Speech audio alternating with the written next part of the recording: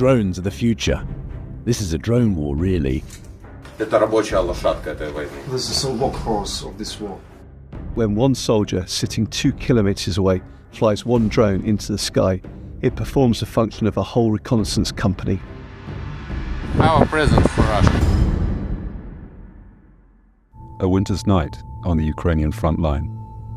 Seen through a thermal camera, Ukrainian drone operators from our host unit, the 41st Brigade, are preparing a combat launch against Russian positions. But these hunters are also the hunted. And this is their most vulnerable time. Enemy eyes will be watching, ready to call in pinpoint retaliation. Darkness remains useful to soldiers, but only up to a point in a war that increasingly resembles science fiction.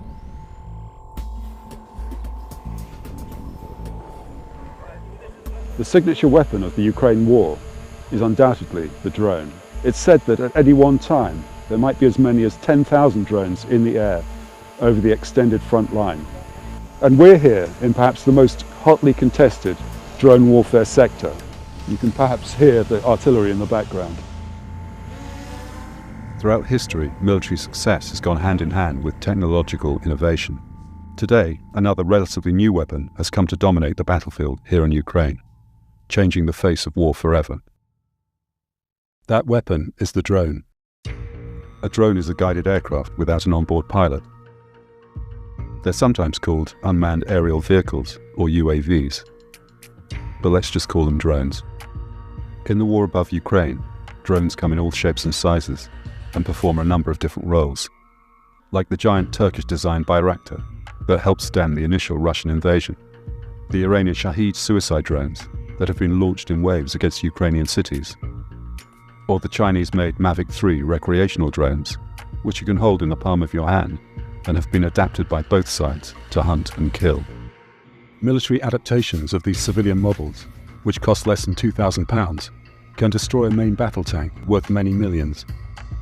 Over the course of this last year, male cameraman Jamie Wiseman and I have been exploring as well as experiencing the drone phenomenon, spending time with frontline drone units, talking to soldiers about the Russian drone threat, and visiting a factory where one of the most sophisticated Ukrainian UAVs is being produced. Only on the front line, though, can you truly understand the respect, if not fear, that the drone threat now commands. We too have been targeted by Russian drones. The first occasion occurred last summer when entering a Ukrainian trench at night. You can hear the drone hovering directly over our heads.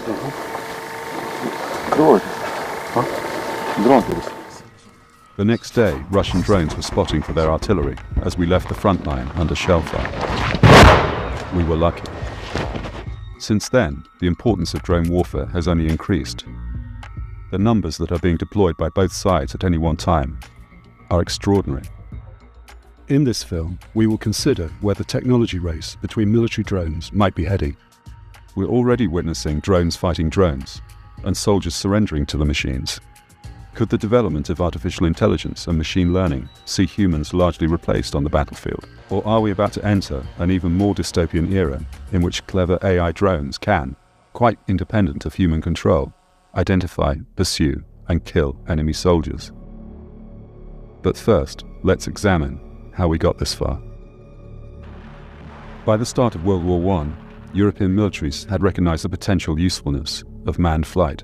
Of most value was the ability to spy on the enemy from above. The help these eyes in the sky could give in correcting artillery fire and spotting enemy troop movements was unprecedented. But such early reconnaissance aircraft were slow, easy to spot, and vulnerable to attack by enemy fighters that started to appear in 1915. They were shot down in droves. Each recon plane usually carried 2 personnel. Parachutes were not issued. It was during the Great War that the idea of unmanned aircraft with a military application began to be explored. The first example of such a remote-controlled plane was the British aerial target of 1917. During the same conflict, the Americans also developed the Kettering Bug, the world's first flying bomb. It could carry 82 kilograms of explosive for 75 miles, guided to the target by a pneumatic electrical system aided by a gyroscope and altimeter. Neither the aerial target nor the Kettering Bug entered service. The term drone first came into use in the 1930s, possibly inspired by the name of the de Havilland Queen Bee, a large radio-controlled gunnery target based on the manned Tiger Moth aircraft. Some 400 of these were built. Attempts were made by several countries in World War II to utilize drone technology in the field of guided weapons. But it was not until the Vietnam War era and the advent of effective Soviet surface-to-air missiles that drones such as the air-launched Lightning Bug, which was developed from a gunnery target model, started to see significant combat use. Thousands of these drones were deployed over North Vietnamese territory as a means of gathering battlefield intelligence without putting at risk the lives of aviators and multi-million-dollar machines. Once that war finished, however, interest in drone development dwindled. It was not until the turn of the century that it was reawakened, particularly after 9/11, when US-led coalitions prosecuted conflicts in difficult terrains against local insurgencies who did not possess modern air defense systems. So dawned the era of the mega drone. Large, purpose-built combat UAVs, such as the Predator, could perform surveillance, reconnaissance, and attack missions that lasted anything up to 40 hours from takeoff to landing. They could detect the heat signature of a human being from several miles up, or launch a missile that could destroy a tank, all the while piloted from facilities thousands of miles away from the battlefield. These highly sophisticated machines did not come cheap. The Reaper, a development of the Predator which is used by the RAF, cost $32 million apiece. But a new development from an unexpected source was about to turn the world of drone warfare on its head and would have a profound effect on the war in Ukraine.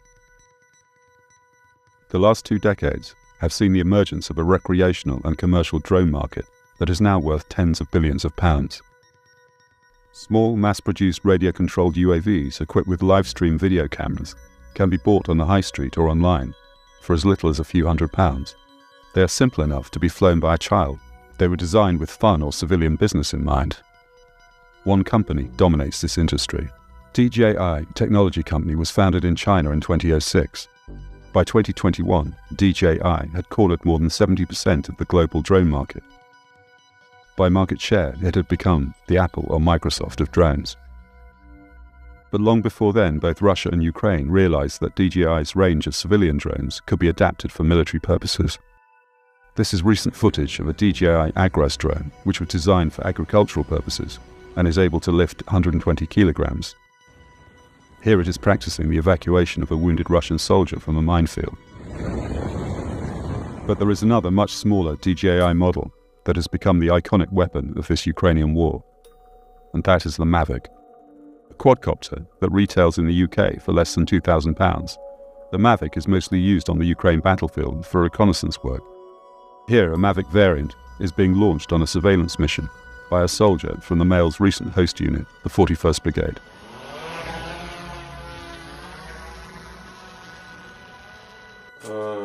But the Mavic and other similar off-the-shelf drones have also been widely adapted to drop grenades and small bombs on enemy infantry and armored vehicles. Это рабочая лошадка этой войны. This is a workhorse of this war. They made a special upgrade, double battery. We put a second battery to the up, and we made to reach up to 50 kilometers in depth. To devastating effect. We have often encountered the Mavic 3 being operated on the Ukrainian side of the front lines. Our present for Russia. But the Russians are also using Mavics in great numbers. Small recreational drones like these have a limited range of around 15 kilometers and an endurance of under an hour. They often operate at heights that make them vulnerable, even to small arms fire. Consequently, attrition rates are very high. This Aero Scout unit of the Border Guards told us they had once lost 10 such machines in a single day. But when a drone is shot down, no pilot dies, and the machines are far easier and cheaper to replace than a manned combat aircraft. Yeah, but it's better to lose drone than life of our soldier. Here, we are watching the Aero Scouts correct artillery fire onto Russian positions in the town of Marianka via an iPad linked to the drone camera. The shell is in the air right now. And we are waiting for explosion.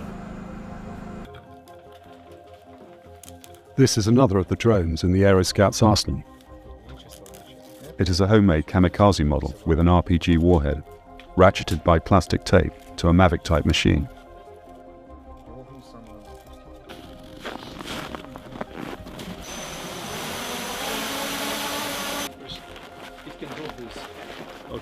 The same unit also operates the Ukrainian-designed and produced Vampire heavy attack drone.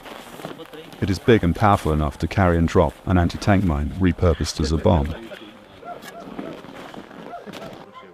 These larger machines are less expendable than the Mavics. Here, a crashed BAT heavy attack drone of the 41st Brigade is being retrieved under artillery fire from no man's land only 400 meters from the Russian trenches. The Russians call such drones Baba Yaga, after the flying witch from Slavic folklore. This is what a hit from such a witch can do to one of their tanks.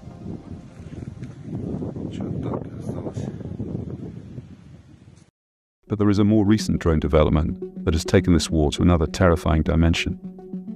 FPV stands for First Person View. An FPV drone is a form of loitering munition, a kamikaze flying bomb that is crashed into a target by its operator. The first military FPVs were adaptations of racing drones, with small explosives attached. Now they are being purpose-built in their hundreds of thousands. Unlike a standard recreational drone, such as the Mavic, which has a stabilization system that enables it to hover as the operator views its camera footage on a tablet, an FPV drone is flown like a combat jet. The pilot sees only what his drone camera sees, in real time, via a video headset. They're not easy to fly. In the Ukrainian military, FPV pilots have to pass various tests, similar to those undergone by prospective military jet pilots. This is Daniel. He used to be a travel agent. Today he supervises flying bombs rather than package holidays. An FPV drone can cost as little as $300, but in trained hands, it is a deadly weapon. An FPV kamikaze can be flown fast and accurately into the smallest of targets, such as through the open hatches of an enemy armored vehicle, or even against individual soldiers. That is the stuff of nightmares. This is a new type of FPV that explodes before contact like a cluster bomb. Bigger kamikaze drones that can hit targets up to 30 kilometers behind Russian lines are now being used as artillery substitutes due to the lack of shells, which is why FPV pilots have themselves become prime targets. This is footage of a Ukrainian HIMARS strike against an FPV pilot school in occupied Donetsk in January. Several dozen students were reportedly killed. This film shows the reported assassination in Kherson province of a famous Russian FPV ace, Kolsai Moses, who was located and killed by a rival Ukrainian drone unit. I know from personal experience the chilling effect of the heavy drone presence along the front line. We spoke to a number of Ukrainian soldiers about fighting in that environment. Victor is a doctor in the 56th Brigade. Drones are very disruptive, and in Bakhmut, we conducted medical evacuations only at night. Sometimes, only if there was a very seriously injured person, we took a risk. Sasha is a self-propelled howitzer gunner of the 41st Brigade. In a concealed position in the Kupiansk front line, his vehicle is protected against kamikaze drones by a heavy mesh net.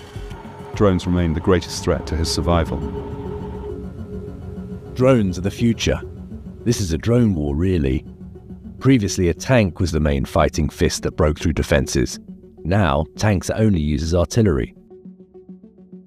They can't just ride out and shoot directly anymore. They shoot from afar.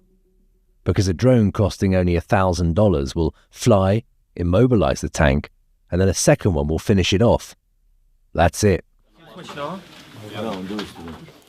Kos, a company commander in the 56th Brigade, agrees. A drone is basically a civilian camera that flies to film a wedding or a parachute jump, some tourist trip, etc. But when one soldier sitting 2 kilometers away flies one drone into the sky, it performs the function of a whole reconnaissance company. Drones are the business card of this war because they turned the field manual and the approach to hostilities upside down. Air defense missiles and small arms fire are only the last kinetic line of defense against the drones before they hit the target. The most effective countermeasure is electronic interference. In other words, the jamming of the signals that send the drones to their targets. Russia is the master of anti-drone electronic warfare. Electronic warfare systems have been developed that jam the signal. We also have a person who jams. And we have a device on a tripod that jams a certain sector by 60 degrees so that the drone cannot fly closer than 2 kilometers to us. This is how we counteract this. But they invent something new, and at the same moment, we come up with some kind of counteraction. It seems to me that the quicker one side invents a drone, the quicker the other side will come up with electric warfare jamming, and vice versa, and it will continue forever. Initially, a Mavic drone was used. They would take off, everything is fine. Now, Mavic simply cannot take off at 15 feet. It will simply hit a tree and burn because the electronic warfare is working. But there is another very different drone war being fought over Ukraine at a far greater altitude and much farther behind Russian lines. We're in a top-secret facility somewhere in Ukraine. What you see here is the production line for a state-of-the-art drone that is achieving extraordinary results over the front line. The drone is called the Raybird 3, and it was designed and developed here in Ukraine by Skyton. We've been asked to blur the faces of the workers for security reasons. It is claimed that the Raybird 3 can fly higher, faster and longer than any other UAV in its class. Raybird 3 has a top speed of 180 km per hour, a maximum altitude of more than 2.5 kilometers, and can operate for more than 30 hours in all weathers, from temperatures of minus 30 degrees centigrade to plus 50. It also possesses tremendous range and surveillance capability. We're told, for example, that a Raybird could be flown from Kyiv to Munich, record what a particular man in a street there was reading on his iPhone, and return to Kyiv. But these operational figures and abilities would be redundant if the Raybird, with its 3-meter wingspan, did not have exceptional survivability. Raybirds have flown up to 160 kilometers behind enemy lines without interception. One model has completed more than 80 missions over Russian-controlled territory. They are the eyes of the HIMARS and other very long-range rocket artillery systems. It's a different war. Different war, so it depends on what the distance they fighting with each other. With the small drones, they are fighting like in the games, and I know a lot of people, soldiers, they are really addicted with this. The Raybird, which costs around $250,000 a drone, has built-in resilience against signal jamming and other electronic countermeasures that baffle less sophisticated drones. To fly in electronic warfare conditions, really heavy jamming, so we can fly there and we can recognize exact objects. Raybird's fuselage and wings are built of fiberglass materials that give it a very small radar cross-section, particularly compared to such models as the Bayraktar. New variants will have electric engines fueled by hydrogen, which will emit a lower heat signature than petrol-driven models. The makers claim that the Raybird's stealthy qualities make it all but invisible to Russian anti-aircraft radars. Recorded by a Raybird's camera, this is the moment that a Buk, one of Russia's most powerful air defense systems, launches against the drone high over Donbass and misses. Earlier this month, a photograph of a crashed Raybird 3 was posted on Russian social media. It had reportedly come down while on a secret mission over the Krasnodar region of Russia, almost 200 kilometers behind the front line. The Raybird has a far better chance of survival than an ordinary drone or combat aircraft. Operator survivability is also taken into account. A Raybird can be assembled for launch on its crossbow frame within 20 minutes of arriving at a location. The apparatus can also be disassembled within 2 minutes of that launch. This is vital because the Russians are constantly looking to locate and kill drone operators with artillery fire. The most commonly used device by the Russians to detect drone launches is the aeroscope, built by DJI, the makers of the Mavic series. Artificial intelligence is a growing presence in drone warfare technology. It could dominate its future. Skyton has developed an onboard AI system so that Raybird can identify targets by itself. No need for an operator to be glued to the screen for hours on end, with potential loss of concentration. The latest Raybird is also the first to be armed with a bomb. Man will literally be taken out of the equation in this very 21st century hunter-killer machine. The skies over Ukraine are ever more crowded with combat drones. Here, the drone of the 41st Brigade flying a recon mission along the Russian front line records another drone on another mission passing beneath it. The EU has said it will provide Ukraine with 1 million new drones. The Ukrainian military is establishing a separate drone command. One thing is certain, in the age of the killer drone, nobody is safe. What you're watching is the aftermath of a kamikaze drone strike on a Ukrainian army pickup truck. The soldier filming this on GoPro is our old friend, Oleg. He and his colleague were sitting in the Mitsubishi when the first drone hit it. Moments later, the vehicle was struck by a second drone. Astonishingly, both men survived the attack unscathed. And the incident would provide a further incredible twist, as we will see. This is Oleg, and this is the story of his remarkable luck. Whether it's good luck or bad luck, you can decide. Since the Russian invasion of 2022, he's been wounded twice and had a number of near misses. This close shave took place during the Russian siege of Bakhmut. A shell fragment strikes the trench wall where Oleg had been standing only seconds before. And this artillery round almost spills more than his morning coffee.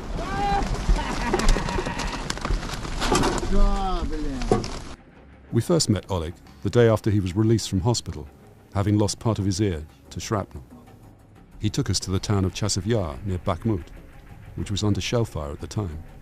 As you can see, he led the way in his trademark ride, a 4x4 pickup. Such vehicles are rugged and reliable, ideal for his kind of military work. But they're also soft-skinned and vulnerable to any kind of gun or shell fire, or FPV drone. One night last summer, we travelled in another of Oleg's pickups to a frontline position near Le Mans. The driver used night vision equipment rather than headlights, as we were so close to the Russian lines. This was when we had our first experience of the growing Russian drone threat. As we entered a trench line, an enemy drone could be heard hovering directly overhead.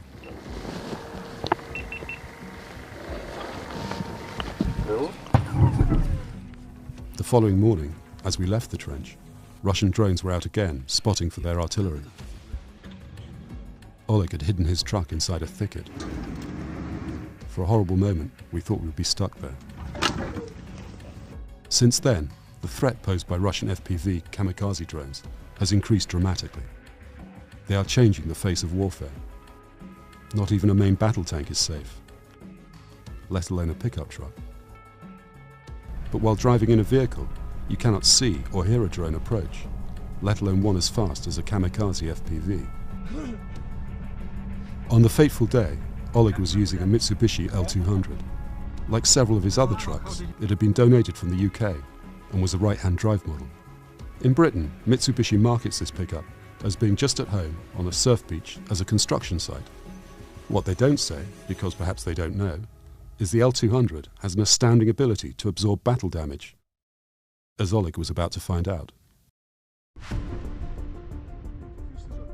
Oleg and his colleague were driving in open country, just behind the front line outside the occupied city of Gorlivka. This was asking for trouble. There was no cover, and they were well within enemy drone range. Oleg said he did not see the first drone before it hit the roof over the rear cargo bed.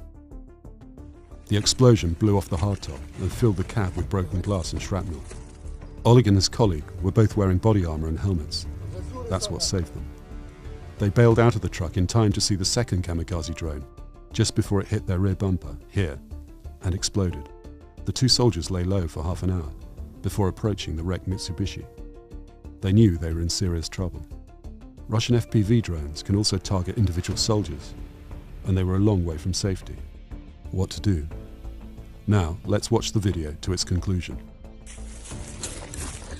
Давай, быстренько запрыгивай. You can hear their heavy breathing and the stress in their voices as they examine the truck. Дай рыбу ее. The Mitsubishi is surrounded by its own debris. Нет, дверь просто открою. You can glimpse what remains of its yellow UK rear number plate. But despite the damage, and to their surprise, the engine still turns over. Пробуй. Полный. Давай. Все, прыгаем. Давай. And, even more miraculously, the Mitsubishi that had been hit twice by attack drones could still be driven away, out of the kill zone. In fact, they drove the wreck almost 30 kilometers before stopping. It was then put on a trailer and taken to their depot far behind the front line, where the possibility of repair is now being assessed. It's also the subject of some wonder, as the truck that wouldn't die.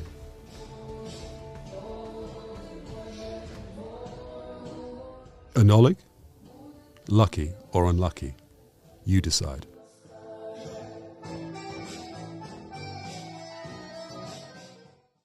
This life or death piece of kit is a drone detector. It works by picking up the frequencies of drones, and the signal strength will give you an approximation of how far away they are. On our trip today, our military escort was carrying one of these. When a Russian drone is detected, it will start to beep. You will hear a lot of beeps on this film as a Russian reconnaissance drone flew over our vehicle, and then as we were pulling out, an enemy kamikaze drone close to within maybe about a mile of our vehicle as we were driving along the road. A lot of beeps. This is New York, but not the one you know.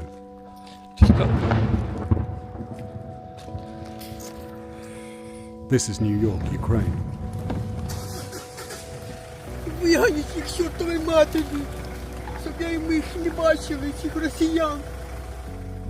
And in the next 24 hours, it will find itself brutally attacked and on the brink of capture by Russian forces.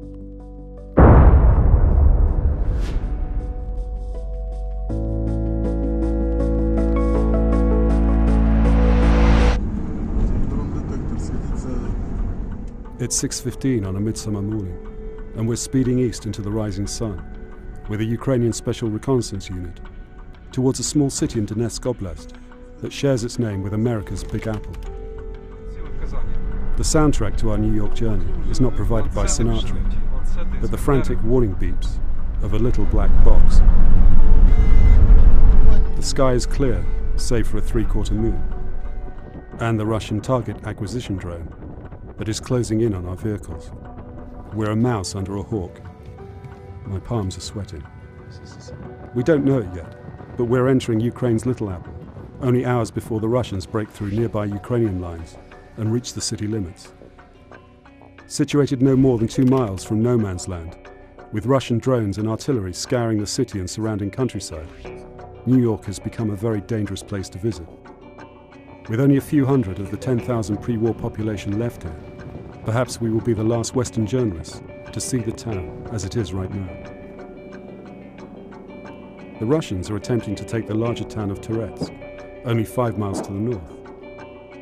Within a month, New York will likely have been flattened like Bakhmut, we are told by our military escort. That could prove to be a conservative estimate, as you will witness in this episode. It seems that we're here to see what life in New York looks like, on the verge of Armageddon. Our reconnaissance patrol is commanded by Lieutenant Oleg, a decorated veteran. The last time he took a patrol to New York, earlier this year, this happened. His Mitsubishi pickup was hit by 2 Russian kamikaze drones. Remarkably, he and his colleagues survived the attack, and were even able to drive away. On that occasion, Oleg was not equipped with an electronic drone detector, which could have given him enough warning to take cover. On this return to New York, an important precaution is taken. The long drive into the frontline drone zone is nerve-wracking. There is little cover, no one else on the road, and as we make the final approach to New York, our 2 vehicle convoy is picked up by a Russian drone. The drone alarm will not stop beeping until we are well on our way back to base. And we're on the edge of the village, or the town, of New York, Ukraine, which is very close to the front line. The drone detector is buzzing and buzzing again and again. It's a beautiful morning, but these blue skies are slightly worrying. We reach the outskirts of New York. No sign of life yet. We soon find out that the New Yorkers who are left are reluctant to speak to us. We spot two ladies, one carrying a large bunch of white hydrangeas. Oleg tries to talk to them, but they tell him they don't have time. It's the first sign that people in New York are scared. They have no time. Oleg, it's just like the real New York. People just don't have time to talk to you. Another man refuses.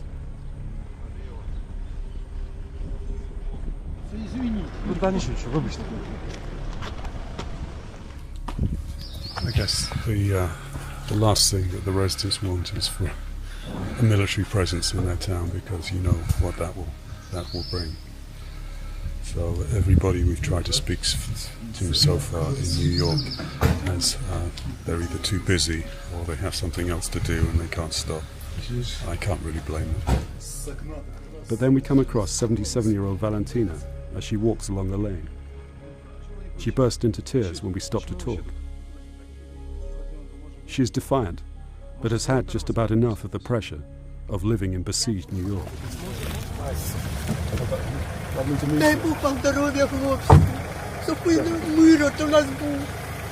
Вигнали їх к чортовій матері, щоб я і ми їх не бачили, цих росіян. Ой, Господи, як воно надоїло все. Можемо, чому ви ще тут? Чому не виїжджаєте? Ні, зараз ми, хлопці, зараз гуманітарку не получаємо, тому що не привозять. От. А так, а помощь, звісно, помощь треба, хлопці. І дров немає, ні угля немає, нічого немає. Ну що це нам дають? Тонну дров і куб угля. Ой, Господи, куб дров і тонну угля. Ну що це на зиму, а? Це ж мало. Та я тут з самого початку. От, постійно тут. Ви народилися тут? Народилася я в Очеретині, а приїхали сюди. А чому ви не хочете виїжджати зараз, поки війна? Очеретина. Ну, Очеретина є окупація. У мене пенсія маленька. Треба платити за квартиру, за все на світі. А куди? Як кажуть, сидіть протягнутою рукою, просить у них. Виїжджаєте в будь-яке місто України, заходите в міську раду і вас забезпечать, ви впевнений, що вас забезпечать і житлом, і буде краще, ніж тут. Повиїжджали, поприїжджали. Знову повертали, так? Валентина, Нью-Йорк. Скажіть, будь ласка, скільки тут ще людей залишилося? Багато чи є ще люди? Так, тут багато людей залишилося. Quite a lot of people are still here. Багато. А ви далеко? Вибачте? Ви звідкіля? З Англії, з Лондону. Ой, хлопці, вас там гарно, дуже гарно. Ну, ми так не будемо жити. Да, ось позавчора як гахнули гарно, а вчора та сама вообще, чуємо, самоліт летить 2 рази, треба тікати. А, бомбили, так? Ну да, вони збрасують. Yeah. Ви знаєте, туди чи успієш туди пройти, ну Бог його знає, як кажуть. Вона як гахне, все і криші летять, все на світі летять. Valentina, thank you. Я вам дуже дякую, хлопці, дуже дякую. I'm very grateful to you. Да. Take care. Бережіть себе, будь ласка. Будьте обережні. Я щиро, хлопці, живіть, здорові, кохайте, щоб у вас жінки були гарні, все. Ну, хороших вибирайте жінок. Зараз жінки, ох, дівчата бувають, дай Боже. Ну все, до свидання. Дуже дякую вам, дуже дякую за розмову. Щасливо вам, до побачення. хлопці. Ага.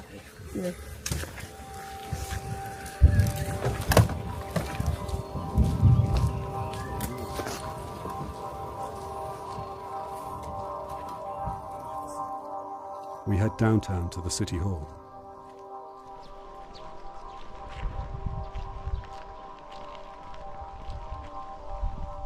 Richard, graffiti. I love New York. This is the Soviet-era cultural center of the city of New York, with its classical facade. There'd be maybe a library and various places of a theater, maybe places where people could gather for entertainment and education.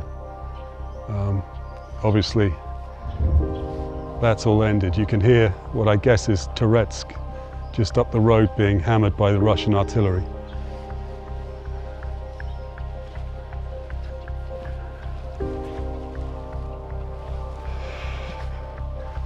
It's a beautiful day.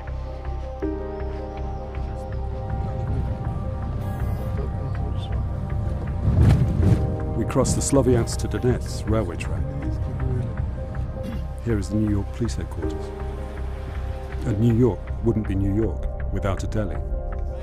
No, I'm going to say every New York should have a bakery or a delicatessen. And this is the bakery delicatessen of this particular New York. Unfortunately, it's closed at the moment. It may be closed for some time to come.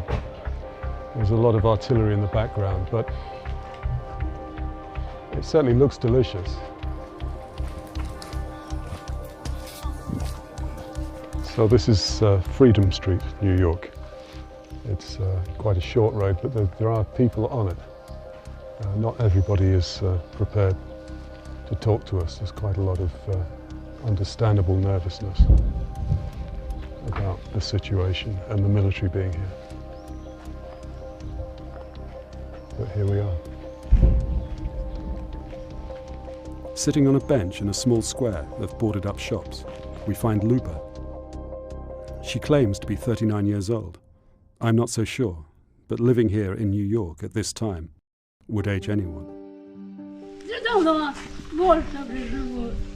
Ну, це 20 років. 20 років. Більше 20 років, так? Да? Ну, нічого, нормально, живемо.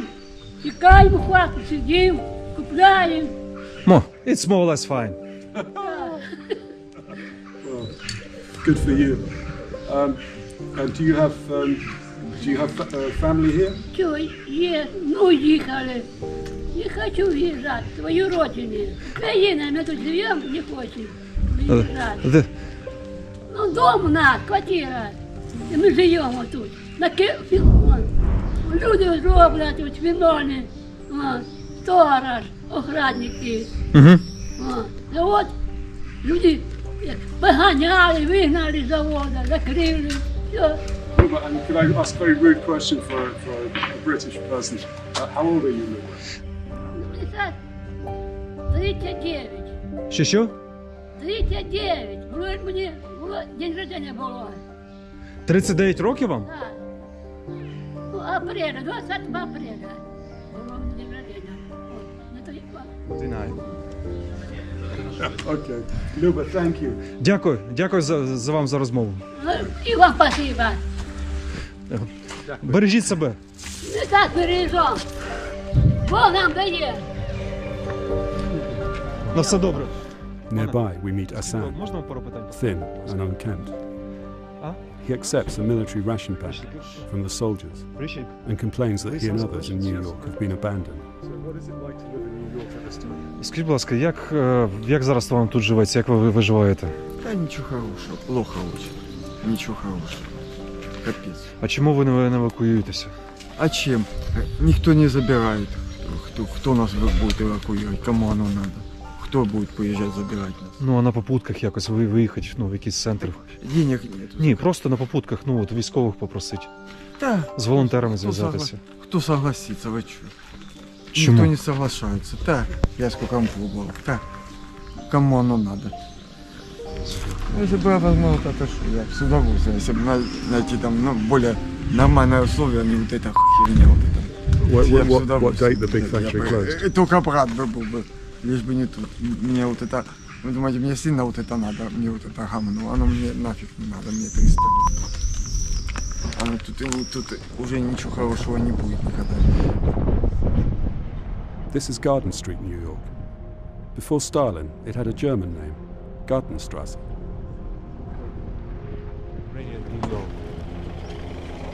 Okay, we are right in the center now of New York. Behind me there's a historical cultural center, and just over here is the town church.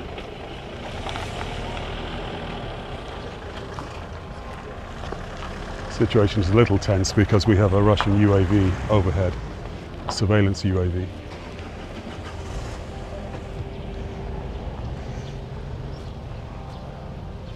But otherwise it's a beautiful morning. You can see quite a bit of damage to the buildings. This never was like Manhattan.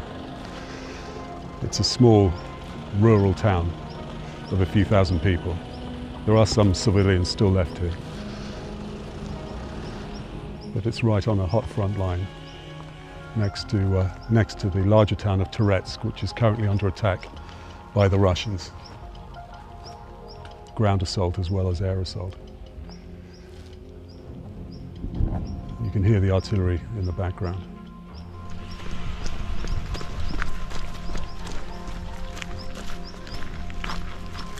This building was built by the Mennonite community more than a century ago and was recently restored. So this is probably the most historic building in this New York.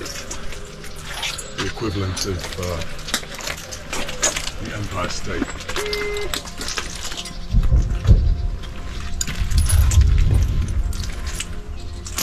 More artillery. Over there we have industrial New York, which has received quite a bit of damage from shelling. This is warning against mines.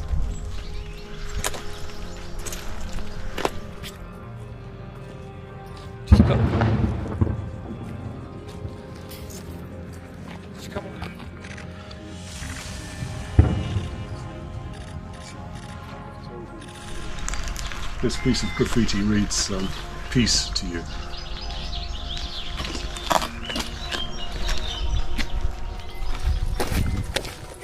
Constant buzzing you can hear is Oleg's drone detector. It's really excellent.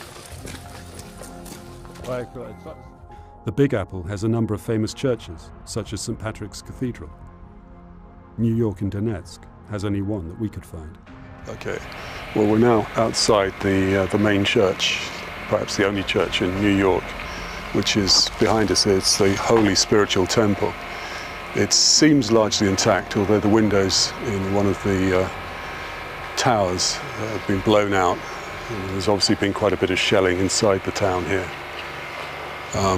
Windows on the ground floor, all boarded up, but it's got a rather beautiful garden, a rose garden. This would have once been a rather plum posting, I imagine, for some Orthodox priest, who obviously was a keen gardener. Now most of his congregation have gone, although there are still people here, we're told. I think we're at the gates of what is the local equivalent of Central Park. You see in the background behind me there is a sign, a symbol, which says "I love New York" in Ukrainian. We hear small arms fire, which is probably the sound of soldiers trying to shoot down the loitering Russian drone that has dogged us during our visit.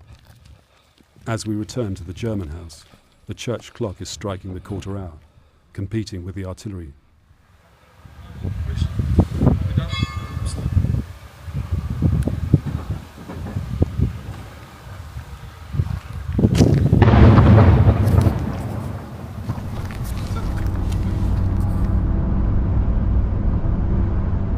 It's time for the patrol to leave. The drone alarm has not ceased beeping the whole time we've been here, nor has the sound of artillery, both outgoing and incoming. We're back in the country lane that will take us to the main highway. The drone alarm is ever more frantic. Then it tells us what we don't want to hear.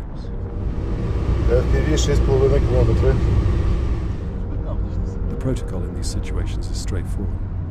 If we are the target of a kamikaze drone, the driver steers into the nearest hedge or tree line, We bail out and scatter.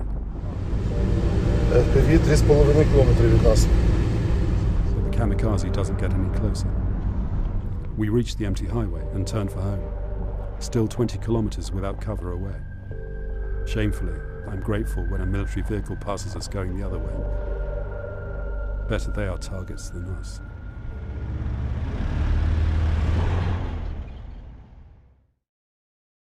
The war in Ukraine has been described as the most documented in history, and this is why. The footage you see shows Russian infantry being attacked by a civilian drone adapted to carry a hand grenade. The Ukrainian drone operators call this delivering a gift. Well, we're in the village, or what's left of the village, of Zolota Niva, which is on the southern Donetsk front. The Russians are on two horizons in front of me, and if you were to travel some 50 miles to the southeast, you would reach the city, or what's left of the city, of Mariupol. This is a village that has changed hands twice over the course of the war since the invasion. First, the Russians took it from the Ukrainians, then the Ukrainians took it back from the Russians, and now the Ukrainians continue to hold it. And there's still the detritus of the battles that were fought here, and some of the bodies are still lying out there in the field. Last week, male cameraman Jamie Wiseman and I were in the critical Bakhmut sector of the front line. Heavy rains and artillery barrages and human wave Russian infantry attack had caused it to resemble a First World War battlefield. Then, all of a sudden, spring arrived and brilliant blue skies. We have travelled some 100 miles southwest to the front line along the so-called land bridge, the territory seized last year which links Russia proper to occupied Crimea. In Zolota Niva, every cottage is damaged or destroyed, even the little cemetery has been booby-trapped. On a dirt track beside a ruined Russian armoured personnel carrier, various items of combat detritus lie scattered. One is a black army boot. Next to it is a human thigh bone, chalky white in the sunshine. The Russians didn't retrieve their dead when they had the chance, and we didn't move them because we were afraid of booby-trap, the Ukrainian soldier tells me. War is war, but it is strange they should leave their own here, to be eaten by dogs. А як вас звати? Людмила. Людмила. Да. Дуже приємно. Я Олександр. Ага. Познайомилися? Ну нічого. Not every civilian in the area has been evacuated or fled. In a nearby village we meet a pensioner with an infectious laugh called Ludmila. She is delighted to be able to speak to anyone. Why has she remained so close to the front lines when she could have been evacuated like most of her fellow residents? Recently, an 80-year-old neighbour was fatally wounded by Russian cluster munition. I have spent all my life here, Ludmila says. I was born, baptized and lived, and now I receive my pension here. I have no relatives except my sister and brother-in-law. And he is disabled, so we cannot leave. But we have survived, and God helps us. He answers our prayers. It is quiet and calm here now, but the Russians sometimes shell. Everyone tries to calm down his or her nerves by pretending that it's just training, not a real war. She laughs. Nearby, a man is pulling a primitive harrow in preparation for planting. It is a scene that might have taken place 200 years ago, if it were not for the distant rumble of artillery. This is Corporal Denis Shamardak, who leads the border guard drone unit you saw attacking Russian troops in the previous clip. He was the manager of a commercial farm in that now deserted village of Zolota Niva. Now his job, and that of his men, all civilians until the invasion, is to dominate the battlefield around Mariinka from the air. Their control center is a ramshackle cottage somewhere in Donetsk. Their location must remain a secret. Drone operators are high-priority targets for the artillery of both sides. Sunlight trickles through the net curtains, picking out the faded pink of the cherry blossom wallpaper. Set out on the kitchen table are a plate of shortbread biscuits, a jar of instant coffee, and a carton of tea bag. But that is where domesticity draws a line. The scarred wooden surface is also cluttered with pineapple-shaped hand grenades, a coiled snake of plastic explosives, and what resembles a laptop that has sprouted helicopter wings. A drone. They are almost without exception off-the-shelf commercial models that his team have upgraded and modified, both in the software and hardware, to better suit their military application and survivability. They face an enemy which has far greater numbers and is deploying an array of sophisticated electronic drone countermeasures that have to be overcome. This unit might lose as many as 10 drones in one day. It is a war of attrition in the air as well as on the ground. But better to lose one drone than a single life, the corporal tells us. The infantry call us their guardian angels. And this is what their drones can do. As we watch, Corporal Shamadek is correcting artillery fire onto a Russian position on the edge of Marienka. We are waiting for the explosion, he explains. We watch the silent, real-time footage from a drone camera on his iPad screen. From what we can see, Marienka could not be any more ruined. In footage released this week by the Ukrainian military, you can see a complex ambush taking place in Marienka. A Russian tank and accompanying infantry is being attacked under the control of drones from the corporal's unit. First, the tank is struck and set on fire by a missile fired by men of the 79th Air Assault Brigade. Artillery is then called down upon the accompanying troops, directed again by the drone unit. Any trip by road along the Donbass front line runs a risk of an unpleasant surprise. Here, the village of Velkya Novosika was hit by a Russian heavy mortar barrage as we approached it. As we leave at speed, the vegetation on both sides of the highway is ablaze, as are several other spots inside the shattered settlement. The road itself has been hit and is littered with shrapnel. Along the way, we pass anti-tank mines in the long grass, and a pheasant. As we leave, the Russian lines are on fire. Ukrainian drone pilots have been busy again.